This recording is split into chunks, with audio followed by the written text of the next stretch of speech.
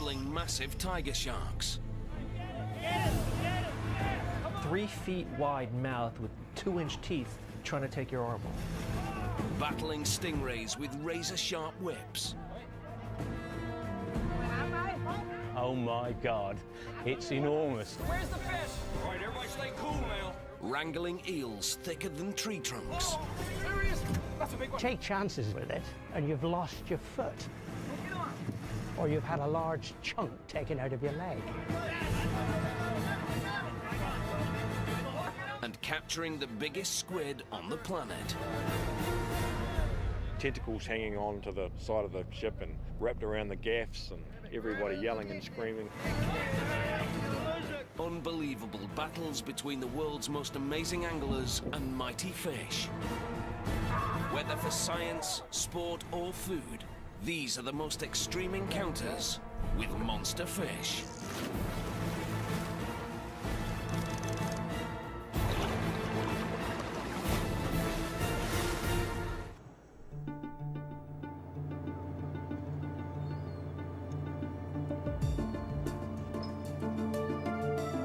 January 2007, New Zealand Sea Captain John Bennett sets out for a 3-month fishing expedition to one of the most unforgiving places on Earth.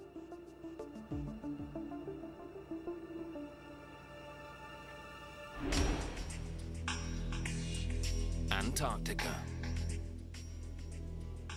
It's sort of 24-hour daylight, and the sun's up all the time, and icebergs and sea ice everywhere, and freezing conditions. Captain Bennett's 55-metre-long vessel is on the hunt for the commercially popular toothfish. But something's wrong. Deckhands repeatedly see evidence of competition for the fish below.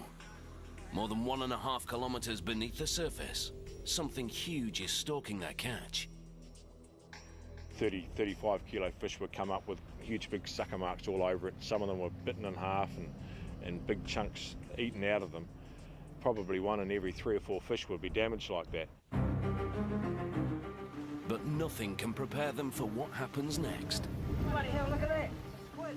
On the morning of the 26th, commotion breaks out on deck as a large object appears at portside. Well, it's a big fish. The deckhands can't believe their eyes. Beside the boat, gnawing on a toothfish, is the biggest squid anyone has ever seen. Incredibly, the creature's risen 1,800 meters to the surface and is still alive.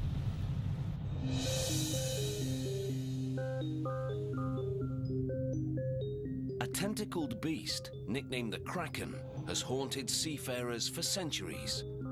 Yet it may actually be real. The colossal squid. The old woodcuts and illustrations of giant squid attacking ships and pulling people off the decks and under the water are pretty exciting, pretty telling. Squid are some of the planet's strangest creatures. Boneless, gelatinous, soaring through the ocean powered by an undulating water jet propulsion. Equipped with 2 feeding tentacles, they hunt with 8 grasping, outstretched arms, wrapping victims in a sucking, deadly embrace. Their arms are so strong, some squid species have been known to walk along the bottom of the ocean. Once caught, squid prey are pulverized. These predators slice into their meals with flesh-cutting bird-like beaks. Squids who have just captured a fish will manipulate the fish so that the beak can bite just behind the head, sever the spinal cord, and render the fish immobile while they take their time and ingest it. When threatened, squid use an ingenious defense mechanism. Fountains of ink shoot out, leaving a cloud as a decoy. They can even manipulate their own skin. To blend into their surroundings, squid can create skin patterns and colorations at will. Squids can put stripes along their bodies, they can put hash marks, blotches, or they can contract all of the chromatophores and all of the color will disappear. But one squid trumps them all, the colossal. Living far below the surface, no biologist has ever studied them in their natural habitat. Yet evidence of squid remains, found inside the bellies of their only adversary, the sperm whale, is shocking.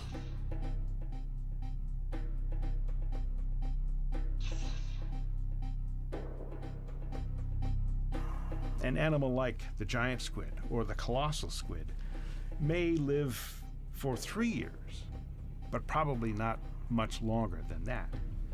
What that means is that these animals grow incredibly fast, probably the fastest growth rates of any animal on Earth. For centuries, capturing this legendary creature was considered impossible, until one fishing expedition dared to defy the odds. It's not a good look when you're talking to the boys in the pub when you get home about the world's first and only colossal squid that got away. You know, I can just hear them saying now, yeah, right, you know. There's a hand here, mate. Here, take this. Back on the boat, as the deckhands stare in wonder at the mythical beast, they've got to move fast. Hit it, here. Using pole gaffs, they scramble to secure the squid to the vessel. It's huge. Grab it in the net there. Hurry up, we're gonna lose it. The men struggle to hang on, but the creature's jelly-like body makes maneuvering it next to impossible. The squid's tentacles begin winding around the gaffs. They were hanging on to this massive creature, and the squid's tentacles were moving around the gaff. So needless to say, my first thought was, careful, this might, fight back. Jack, go get the captain. Roused from his cabin, Captain Bennett arrives on deck to a surreal scene. What's going on? Like a big squid. Bloody hell. To see something like that alongside the ship, tentacles hanging on to the side of the ship and wrapped around the gaffs and everybody yelling and screaming, and I didn't really know what to do first. The ship is navigating a treacherous ice field. A decision has to be made, whether to stop the boat and save the squid for science, or to let it loose. I knew that we had something special here, and this was the first live colossal squid ever to be caught. Our reaction was to sort of retain it in the best condition that we possibly could. So that was going to be our challenge for the day. The captain decides to preserve the squid in the ship's holding well, but stopping the 1,500-ton vessel to pick up a sea monster was not in his plans. It's a daunting and dangerous task. The outside temperature is 2 degrees Celsius, the water a minefield of jagged icebergs. And as the crew strives to hold onto the squid, their gaffs keep sinking into its flesh. At one stage there we thought we were going to lose it. The gaffs weren't holding on well enough. We thought it was going to get free. You guys got it? Can we hold it there? The ship was still slowly moving through the water. The mate was driving, so he had to pull the pitch astern and slow it right down so that we weren't moving at all. That was tricky. The first mate manages to bring the boat to a grinding halt. The deckhands still have the squid hooked, but a successful capture is far from certain. We had the squid alongside, it was secure, and now we had to get it on board. We knew what we wanted to achieve, just didn't quite know how to do it. Let's go check it out, eh? It came up to the surface and seemed to intake a lot of water, and at that stage its bulk increased just about by double. And it was then that we realised just how big it was. It was enormous, it really was. It was huge. You go get the net. Jack, you go get the rope, give me a hand. The crew quickly lowers a gangway net alongside the boat, yet the creature eludes all efforts to wrangle it.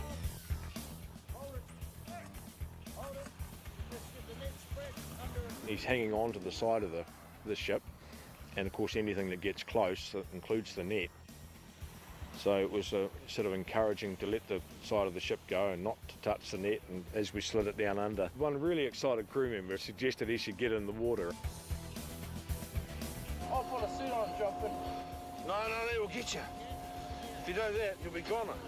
No way, absolutely not. It was far too dangerous. He could have got, forced under, stuck between the ship and the squid and probably bitten or eaten. Repeatedly, the squid resists entering the net, but the crew refuses to quit. Hold it, fellas. Hold on to it. Won't be long. After 3 tense hours, the team's skilled maneuvering pays off. They've got the mysterious monster. It was just a big adrenaline rush, and to know that we've got, you know, one of the first live colossal squid alongside the ship here, and it was special. It was a moment that I'll never forget. It's heavy. That squid is real heavy, fellas. But now there's another challenge, hauling the squid on board. It's so gigantic, the crew needs a massive winch to bring it onto the boat.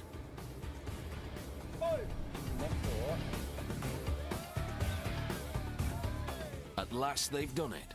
It's the largest colossal squid ever caught. They're the first people ever to lay eyes on a living specimen.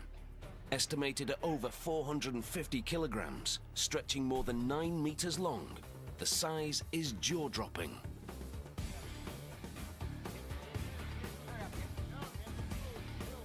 This is awesome. It's a mysterious creature that we haven't had the opportunity to examine, and here it was right for us. I'm going to have so much fun describing the colossal squid to the grandkids in the future. I'm going to live on that one for a long time.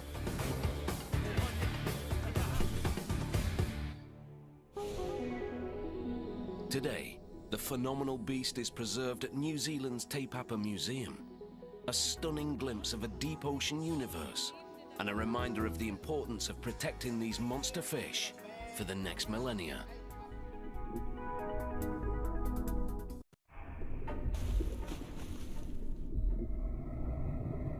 These ravenous beasts are one of the planet's most dangerous predators. Lone hunters, they have one mission: destroy and devour the tiger shark.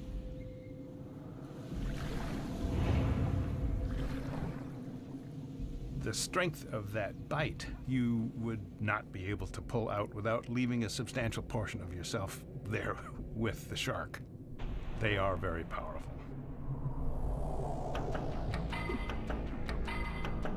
Truly titanic and unchanged for millennia, the largest tiger shark reportedly measured close to 3.5 tons. Even an average specimen can grow 4 meters from tail to tip. And further fueling their prodigious appetites are teeth built like carving knives. The front edge pierces and holds prey, while a jagged rear edge saws through flesh and bone. This design allows tiger sharks to rip prey other sharks can't penetrate. Even rock-solid sea turtle shells can't keep this monster fish from its next meal.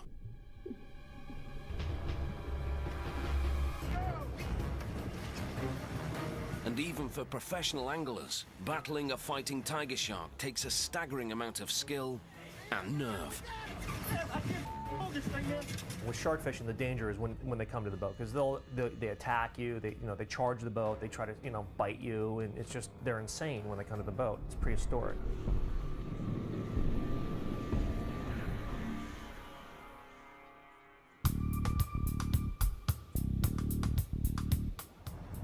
July the 16th, 2005, Martha's Vineyard, Massachusetts.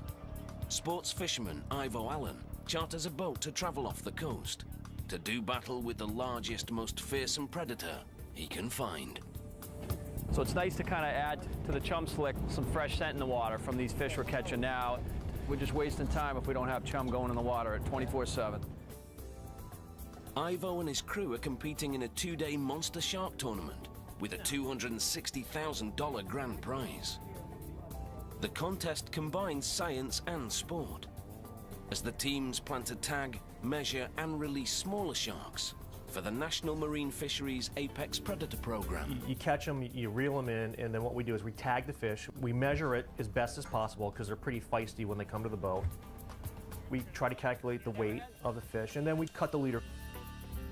By building research into the tournament, scientists are able to raise conservation awareness and protect species increasingly threatened in commercially overfished waters. Good job. Good work.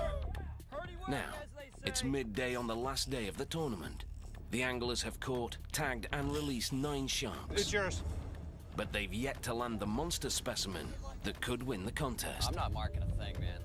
Already 30 kilometers offshore, Ivo and the sea captain make their decision to head even farther out to sea. Clear those rods right now. All right. I said, let's go. Everybody looked at me like I was crazy. You know, my mates were second guessing me. We're going, we're going. And we ran for 2.5 hours, and it was silent in the cockpit. I mean, people just gave up. The team circles a 6-kilometer area, dispensing a steady stream of chum. Hopes are high for attracting a shark, but there's little time left.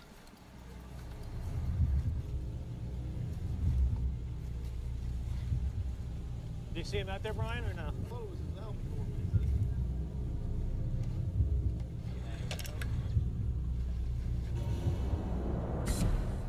Suddenly, something breaks the surface of the water. Can you tell what it is? I can't get real good looking. Something enormous has just taken the bait, and the line is ripping off the rod with astounding speed. A lot of people ask me, what did it feel like? And you take your line with a hook on the end and go and stand on the side of the freeway, and you hook a car that's going by at 30 miles an hour. That's exactly what it's like. Because it was just hold on for dear life. Very dangerous, guys. Be real careful. At the mercy of a gigantic fighting fish, the crew scrambles to clear the deck. They know all too well, if the lines get tangled, the monster shark can break away. I don't care if he's pulling. You pull back. We need this fish now. But just staying upright is a back-breaking struggle. At that point, I'm not even fighting the fish. I'm just holding on. Come on, that fish is tired, Ivo. Let's go. You know, trying being from pulled overboard. Waves are crashing into me, crashing over me, and it's a surreal experience. It's total adrenaline. How many feet we got? The tension on the line is unbearable. Ivo's straining for any leverage he can get. To gain some slack, the captain decides on a reckless gamble, changing course and heading towards the shark.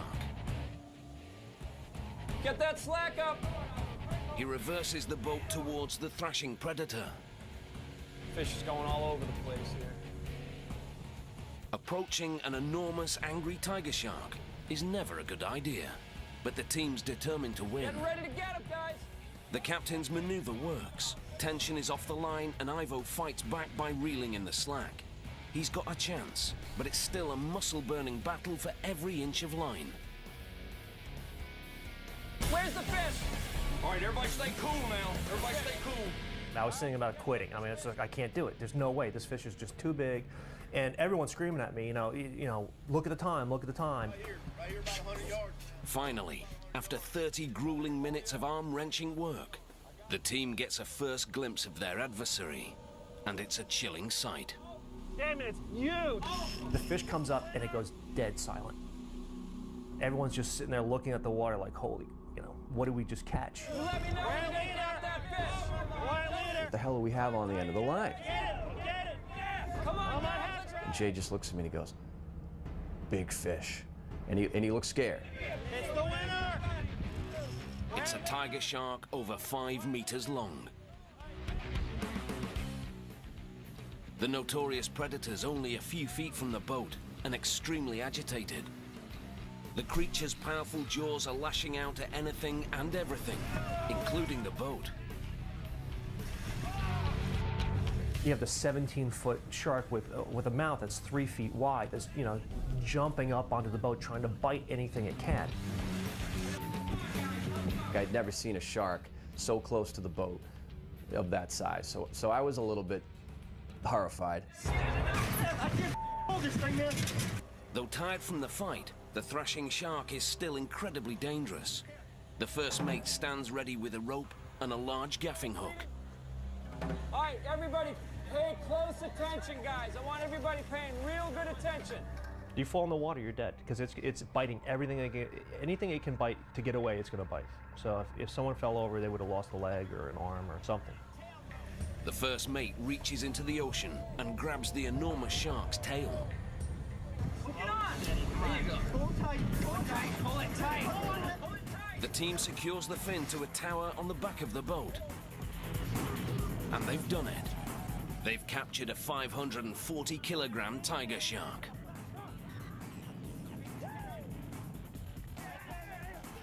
My arms were killing me, my legs were killing me. I mean, there wasn't any part of my body that didn't hurt.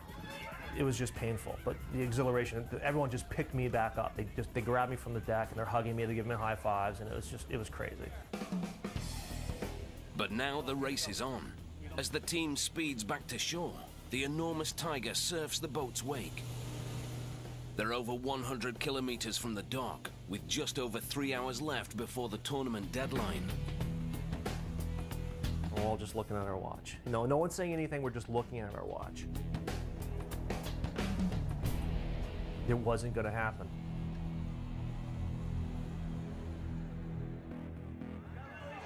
You got the winning fish, there's no doubt about that, but... Arriving just moments after the 6:30 cutoff, the anglers miss out on $250,000.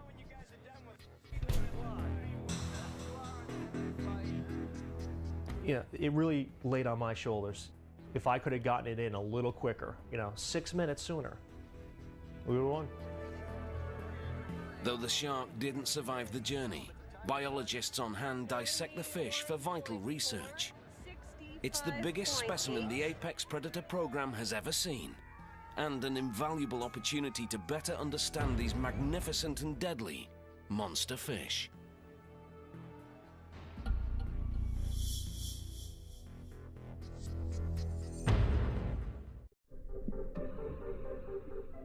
Discovered only 20 years ago in Southeast Asia, the giant freshwater stingray has reached superstardom as one of the largest known freshwater fish. Specimens have stretched as long as a limousine, up to 5 meters from nose to tail. And scientists speculate they get even bigger, supersized rays weighing over half a ton. When threatened, this alpha predator has a secret weapon. Projecting from the base of its tail is a spear-like barb, over 30 centimeters long. And to seal the killer deal, it's lined with hooks. If you step on it and the barb pierces your skin, then you're going to get some of that toxin in your own tissue, and it can be really nasty. The ray's flattened surface area picks up resistance as it's pulled upwards, turning these beasts into dead weight. For anglers, it's a back-breaking struggle.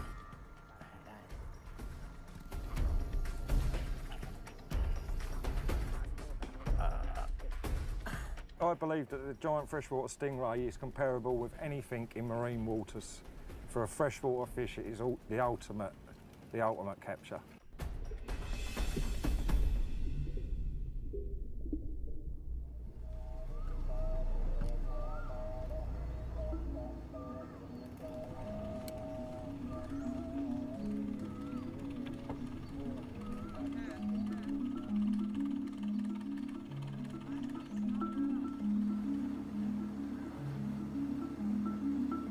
March 2008, the Ban Pakong River, 80 kilometers southeast of Bangkok, Thailand. Home to the giant freshwater stingray. Local fishing guide, Wutachai Boy Kawensuon, has pioneered search strategies for giant rays in Asia.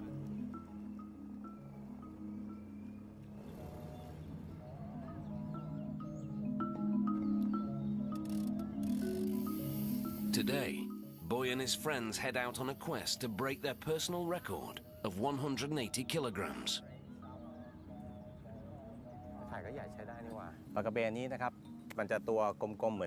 The giant stingray is like a dinosaur hiding at the bottom of the river. But if he's out there, we will find him. Catching these creatures takes a team effort. Boy's technique involves baiting a series of rods with snakehead fish and spreading them out across the river.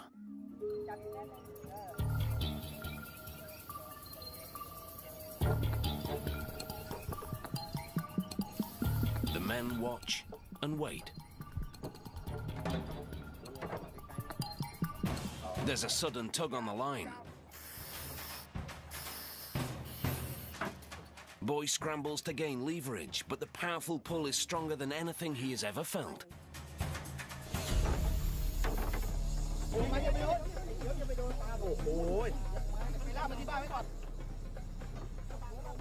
Chaos breaks out on the boat. The massive stingray is like a motor beneath the water, towing all 4 passengers upstream. It was a gigantic fish. It pulled the boat up and down the river, like 5 or 6 guys, all like holding on for dear life to this giant fish.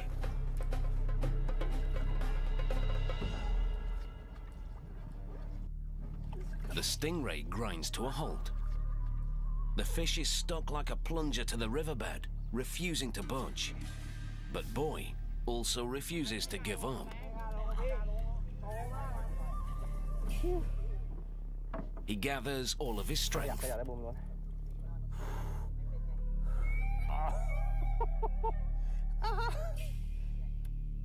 Characteristically, they clamp themselves onto the bottom of the riverbed. Very hard to shift these fish when they do that. You could be talking about a 200 kilo fish with possibly 200 kilos of mud and debris on top of it, you know.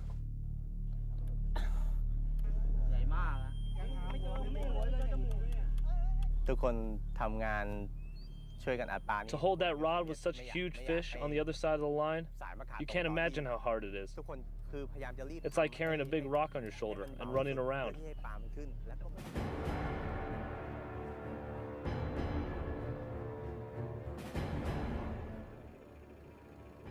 Exhausted, Boy reluctantly passes the rod to another team member.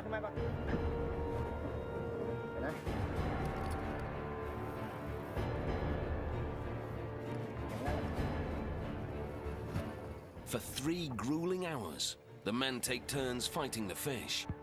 Their arms are trembling, their bodies tense with the prolonged struggle. The 4 anglers combined are no match for the gargantuan ray.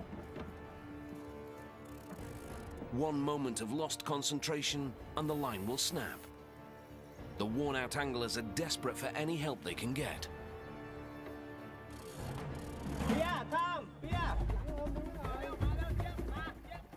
Locals on the riverbank hear Boy's cries for help and spring into action.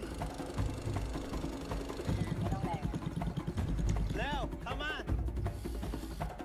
A small craft brings reinforcements to the fight.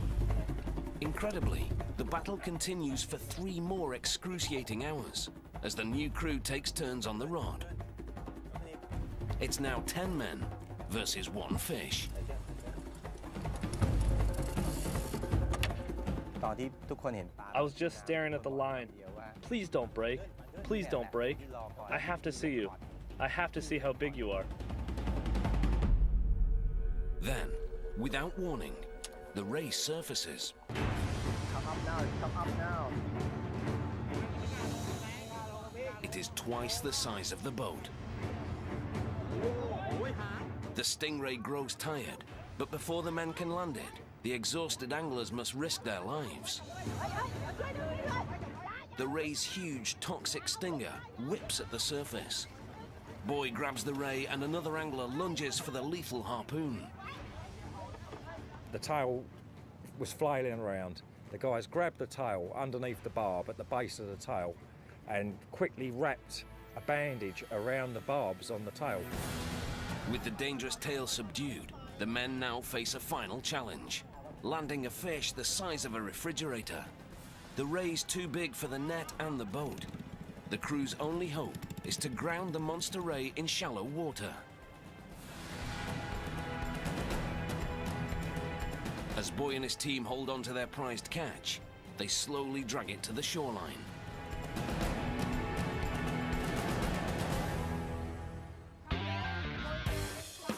At last, they've landed the biggest ray they have ever seen. The stunned crowd stares in wonder at the colossal beast, weighing 1/4 ton, with a wingspan of over 2 meters. The prehistoric ray's a world record freshwater catch on rod and reel.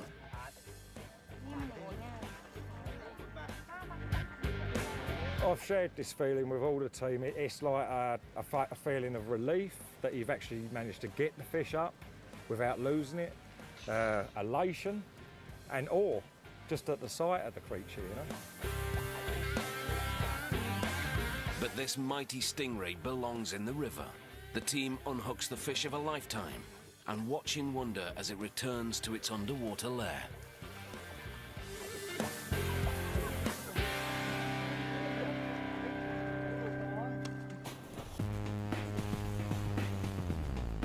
Among the ocean's mightiest monster fish, this fish is one of the biggest bullies.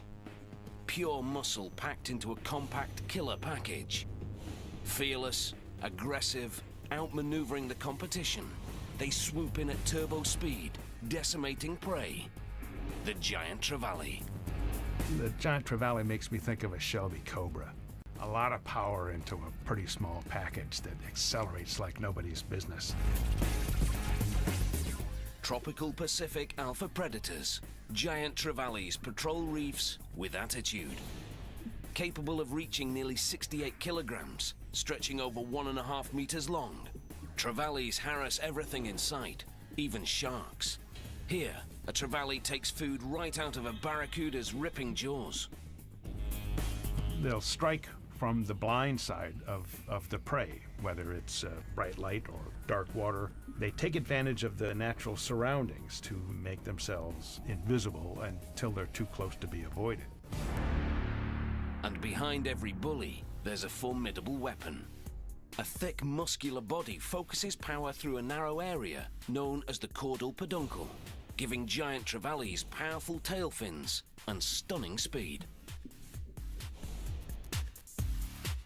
With such aggressive power, the giant trevally is one of nature's toughest targets, turning a catch into a contact sport.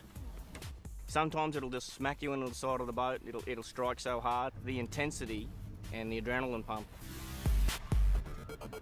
These little 150s, the 150s, I don't know, they seem to pull some strikes, don't they? I don't know what. That's one of them. January the 29th, 2008, New Caledonia in the South Pacific. Aussie angler Luke Worster sets out with friends to chase the giant trevally, called GT for short.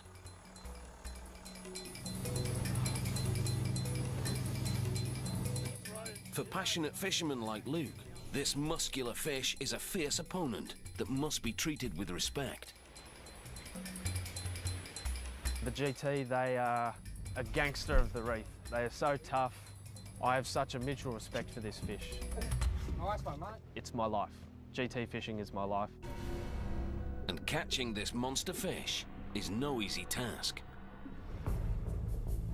I specifically am training just for GT fishing. Cramps up there, cramps in the bicep, and cramps up here, cramps in the forearm.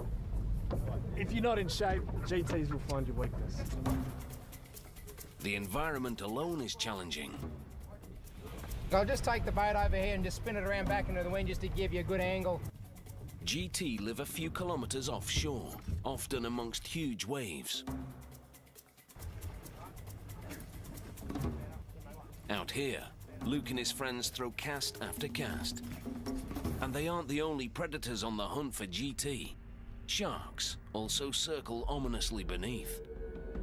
Oh, look at him, look at him, look at him. Reef shark, reef shark. Oh, it's already sharked him.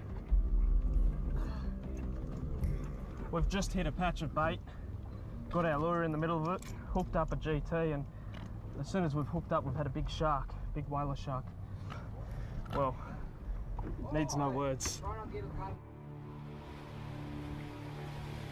As dusk approaches, the group decides to stop for the day. But Luke casts one last time. It's one last casting. Oh, yep. And quickly feels a massive tug on the line. Sometimes a big GT can just maul and just throw up water everywhere. And you know, that's a big fish. Sometimes they can slurp it. This was one of those strikes. In an effort to pull the GT off the reef, the anglers gun the boat. But the trevally has other plans. Amazingly, this tenacious fish is overpowering the vessel. It wasn't moving. If anything, the fish was pulling us back to the reef with the boat. As soon as they pull you back to the reef, you're gone. They'll cut you off, and you'll have lost all your hard work. That's a big one, big one. To make matters worse, the giant trevally is ripping the rod from Luke's hands. He's got that rod dug straight into his gut, like, you know, he's going to need surgery and remove it. He's holding on for grim life, just trying to get as much gain on that fish as he possibly can. The angler struggles to get his footing and stay in the boat, but his arms are losing sensation. In this brutal tug of war, Luke is losing.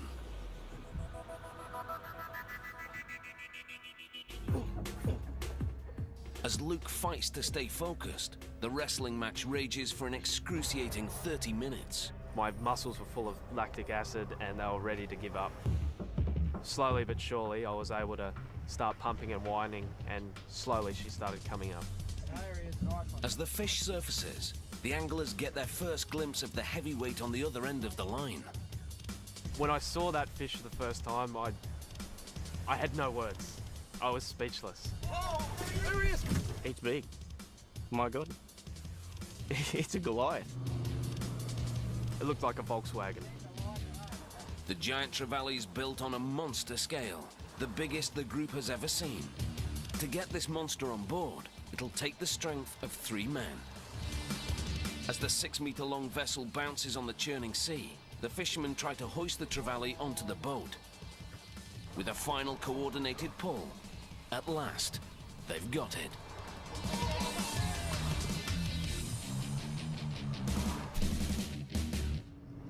Yeah, I'll get that far, mate. It was taking up all the space. We had no space to move. We just had this big slab-sided GT, and we almost didn't know what to do with it. It was that big.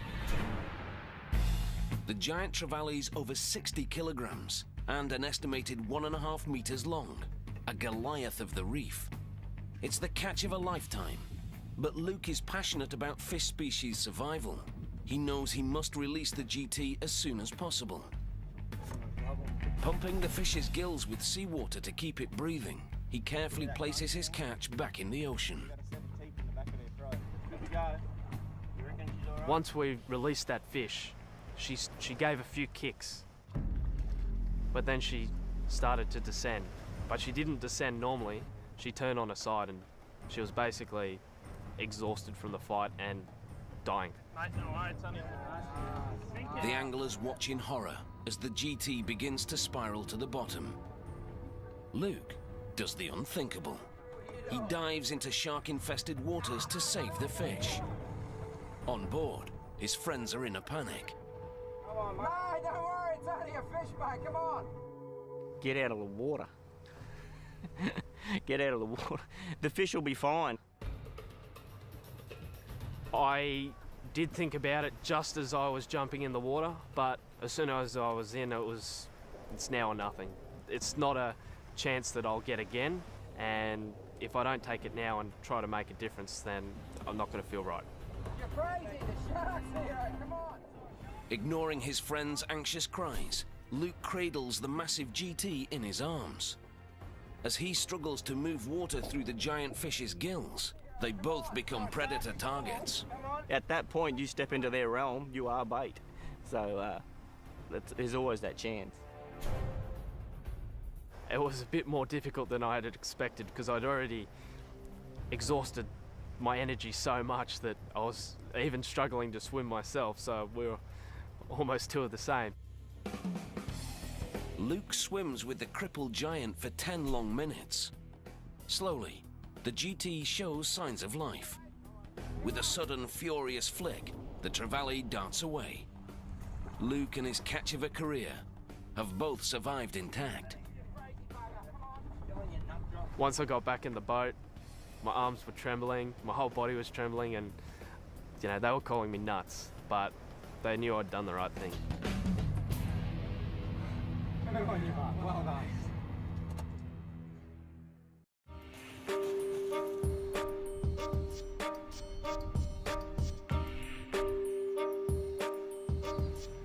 September the 8th, 2008, the English Channel, home to some of the most famous shipwrecks of World War II.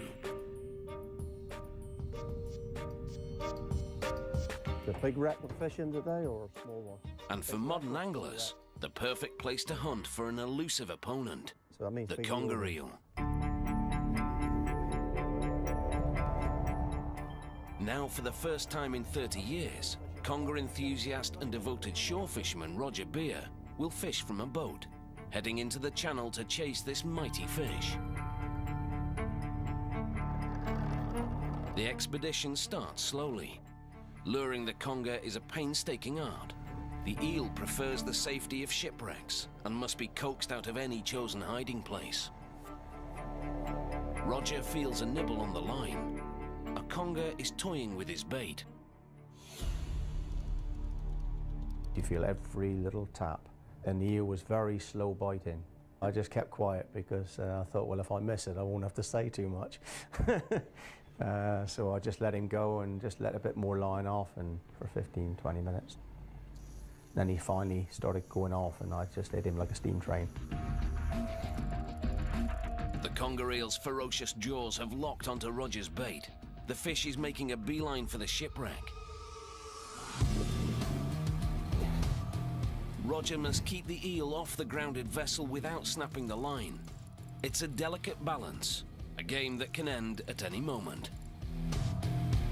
It's either you hook the fish, land it, or the fish will get the better of you and snap the line, or the fish will get in the rocks. That's how good they are. They're very, very cunning fish and very devious.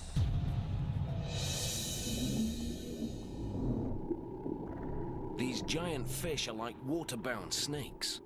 Famous for favoring shipwreck lairs, they hide in cracks and crevices, waiting to lash out with brutal strength and a mouthful of cutting, crushing teeth.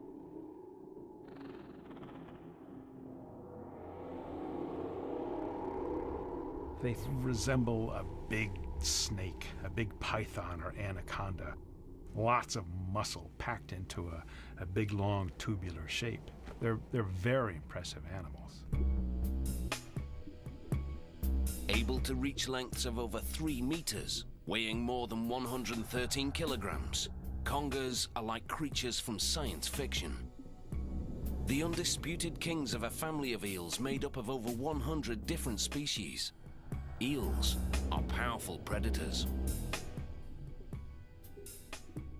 They're really good at hiding out in the dark behind some sort of cover and then striking out quickly to capture their prey. And if the first bite doesn't kill, the second one will. Eels use an extra set of teeth buried deep inside their throats, called the pharyngeal jaws, to snare and cut their meal, annihilating any hope of escape. For some anglers, this vicious creature is the ultimate adversary. Organizations like the British Conger Club chronicle the history of conger fishing, as decades of sportsmen have devoted entire careers to battling this mean, moody, and mysterious animal. It is a fish of considerable mysticism, really. There are people that have disappeared fishing from small boats for conger and have never been seen again. Yep, it's a fairly big one.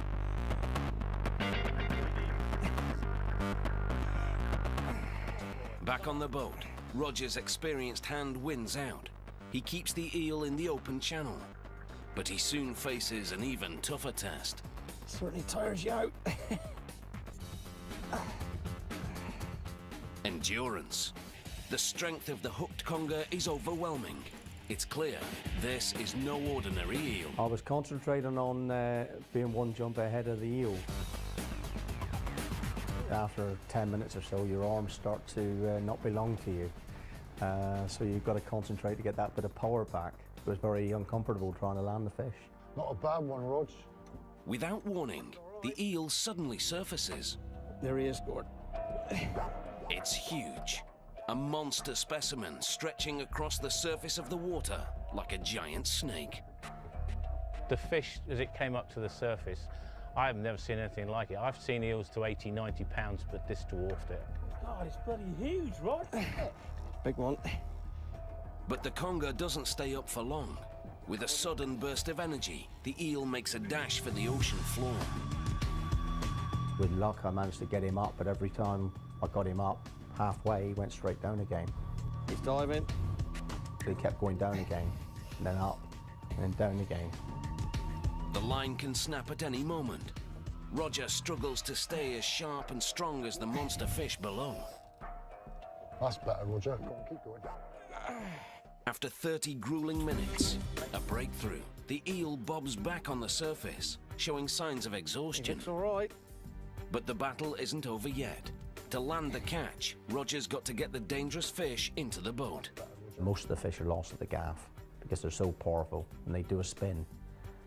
They can rip a gaff at your hand, pull you in. Ready? The anglers hold their breath as the captain readies the gaff.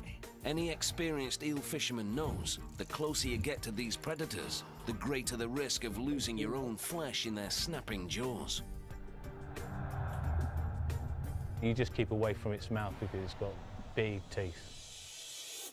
Big female. Marshalling his strength in one swift move, the captain hooks the gigantic eel and swings it into the boat.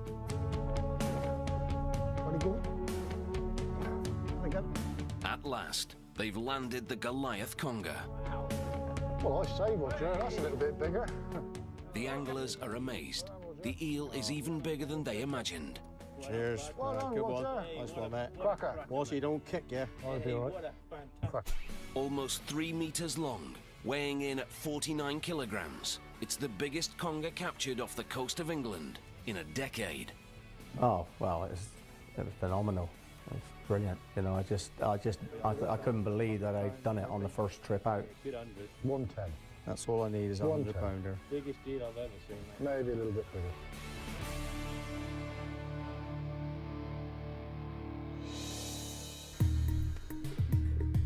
Mysterious creatures of the deep. They have inspired us, challenged us, and fed us for centuries. Now we must strive to protect and preserve these colossal and wonderful creatures, ensuring there will always be a world full of monster fish.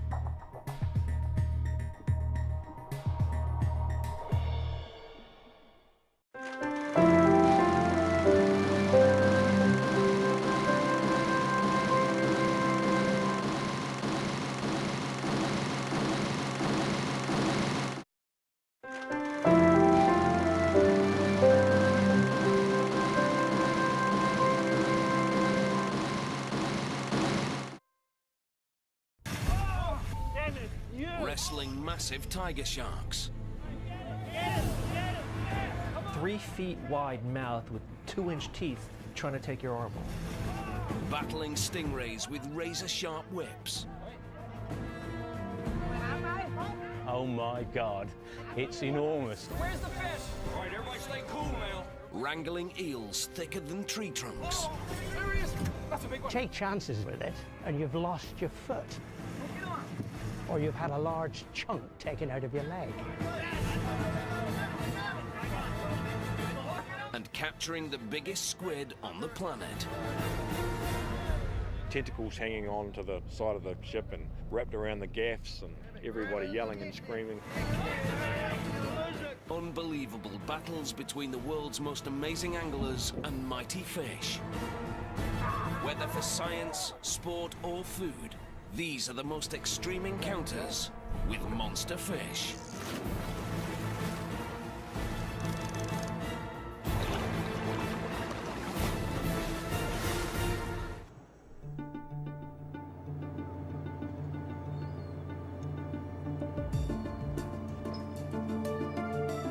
January 2007, New Zealand Sea Captain John Bennett sets out for a 3-month fishing expedition to one of the most unforgiving places on Earth.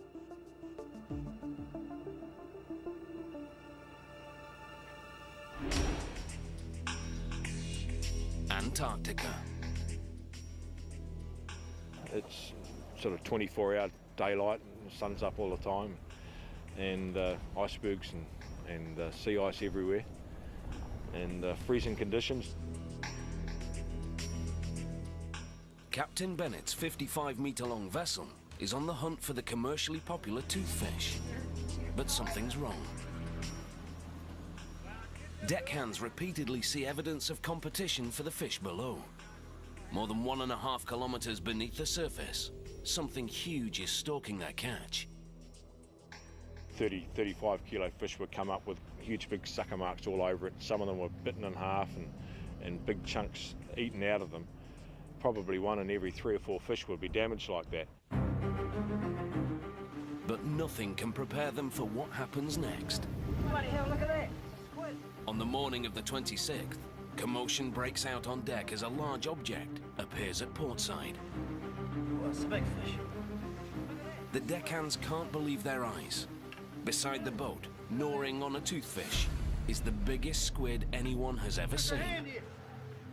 Incredibly, the creature's risen 1,800 meters to the surface and is still alive.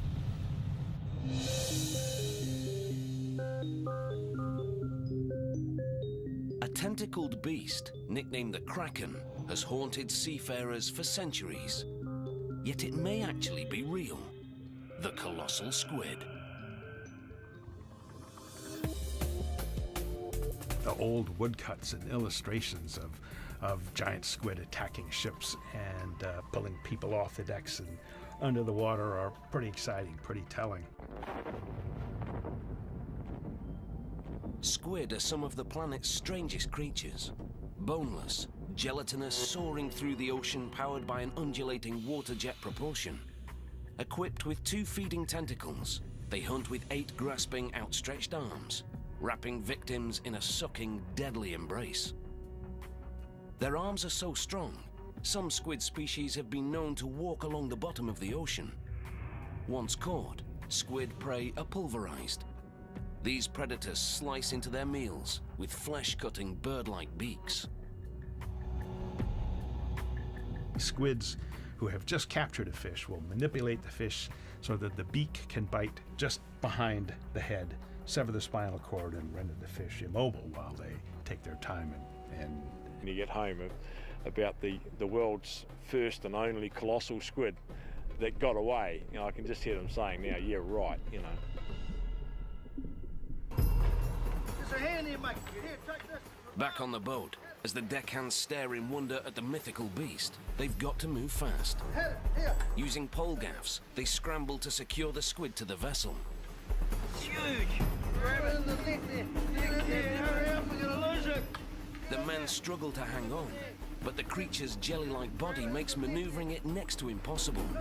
The squid's tentacles begin winding around the gaffs. They were hanging on to this massive creature, and the squid's tentacles were moving around the gaff. So needless to say, my first thought was, careful, this might, you know, fight back. Jack, go get the captain. Roused from his cabin, Captain Bennett arrives on deck to a surreal scene. What a big squid. Bloody hell. To see something like that alongside the ship, tentacles hanging on to the side of the ship and wrapped around the gaffs and everybody yelling and screaming, and I didn't really know what to do first. The ship is navigating a treacherous ice field. A decision has to be made, whether to stop the boat and save the squid for science, or to let it loose. I knew that we had something special here, and this was the first live colossal squid ever to be and ingested. When threatened, squid use an ingenious defense mechanism. Fountains of ink shoot out, leaving a cloud as a decoy. They can even manipulate their own skin. To blend into their surroundings, squid can create skin patterns and colorations at will.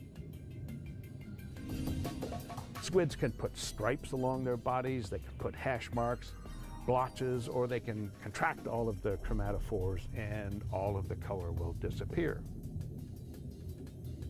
But one squid trumps them all, the colossal. Living far below the surface, no biologist has ever studied them in their natural habitat. Yet evidence of squid remains, found inside the bellies of their only adversary, the sperm whale, is shocking.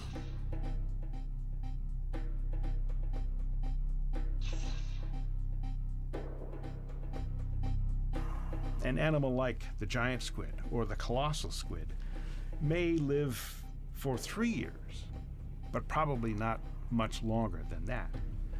What that means is that these animals grow incredibly fast, probably the fastest growth rates of any animal on Earth. For centuries, capturing this legendary creature was considered impossible. until one fishing expedition dared to defy the odds. It's not a good look when you're talking to the boys in the pub